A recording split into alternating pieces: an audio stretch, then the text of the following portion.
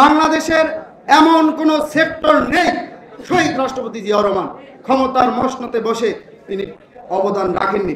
দেশনেত্রী বেগম খালেদা জিয়ার দীর্ঘদিনের আপোষহীন সংগ্রামের কারণে আজকে বাংলাদেশ এখন পর্যন্ত এই সময়ে দাঁড়িয়ে আছে। বিগত 15.5 বছর যখন বাংলাদেশে আবারও একদলীয় বাকশালতন্ত্রের প্রেতাত্মারা ফ্যাসিস্ট হাসিনা আজাদের মাধ্যমে বাংলাদেশের স্বাধীনতা সার্বভৌমত্বকে বিকিয়ে দিয়েছিল, বর্তমান একটি অন্তর্বর্তীকালীন সরকার রয়েছে। সেই সরকার বাংলাদেশের মানুষের ম্যান্ডেট সেন্টিমেন্টকে ধারণ করে এখন পর্যন্ত ক্ষমতার মসনদে বসে আছে। আমরা বিশ্বাস করতে চাই অতি দ্রুত নির্বাচিত সরকারের হাতে ক্ষমতা হস্তান্তর করে তারা খুব সম্মানজনকভাবে বিদায় নিয়ে বাংলাদেশকে একটি বিশ্বের দরবারে উন্নত আধুনিক রাষ্ট্র গড়তে সহযোগিতা করেন।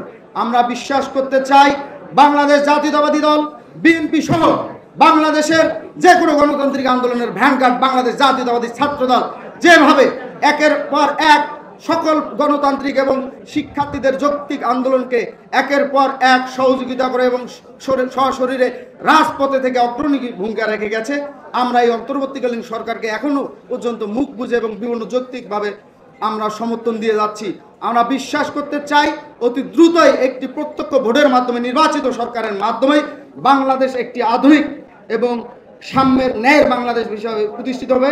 বাংলাদেশের সকল রাজনৈতিক দলকে নিষিদ্ধ করে একদলীয় বাকশালতন্ত্র কায়েম করেছিল। বাংলাদেশের মানুষের বাক স্বাধীনতা থেকে শুরু করে বাংলাদেশকে একটি তলাবিহীন ঝুড়িতে পরিণত করেছিল।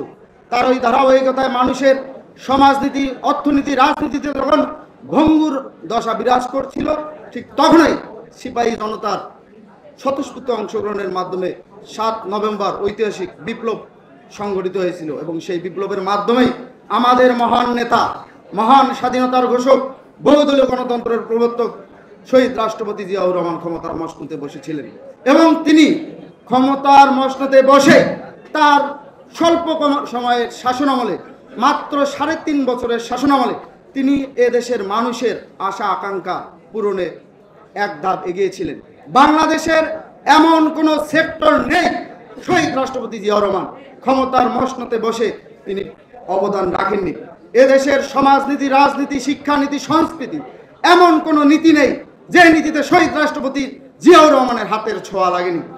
আমরা দেখছি শহীদ রাষ্ট্রপতি জিয়াউর রহমান পরবর্তী সময়ে তিনি যখন শাহাদাত বরণ করলেন, তার মতো মহান নেতাকে যখন বাংলাদেশের মানুষ হারালো, ঠিক তখনই আমাদের মা মাটি ও মানুষের নেত্রী দেশনেত্রী বেগম খালেদা জিয়া এদেশের স্বাধীনতার সার্বভৌমত্বকে কিভাবে অক্ষুণ্ণ রাখা যায় সেটির জন্য হাল ধরেছিলেন এবং দেশনেত্রী বেগম খালেদা জিয়ার দীর্ঘদিনের আপোষহীন সংগ্রামের কারণে আজকে বাংলাদেশ এখন পর্যন্ত এই সময়ে দাঁড়িয়ে আছে।